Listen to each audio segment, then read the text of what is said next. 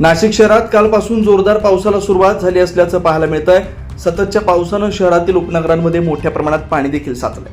आज सकाळी college road परिसरातील जेहान सर्कल जवळ महाकाय झाड कोसळून एका हॉटेलचं मोठ्या प्रमाणात नुकसान झालं। या परिसरात नेहमीच मोठ्या प्रमाणात विद्यार्थ्यांची वर्दळ असते। आज मात्र शनिवार, शाळांना सुट्टी असल्यानं मोठी दुर्घटना टळली। सदर घटनेची माहिती नाशिक महापालिकेचे उपमहापौर विलास शिंदे यांना समजताच त्यांनी तात्काळ घटनास्थळी दाखल होऊन पाहणी केली। तसेच संबंधित अधिकाऱ्यांना आवश्यक त्या सूचना दिल्या। तर शहरातील दहीपूल परिसरात देखील मोठ्या प्रमाणात पाणी साचलं। यामुळे वाहतुकीस काही काळ अडथळा निर्माण झाला असं देखील पाहायला मिळतंय।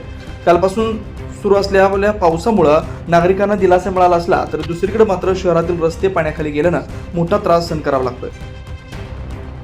9 न्यूज महाराष्ट्र ब्युरो, नाशिक।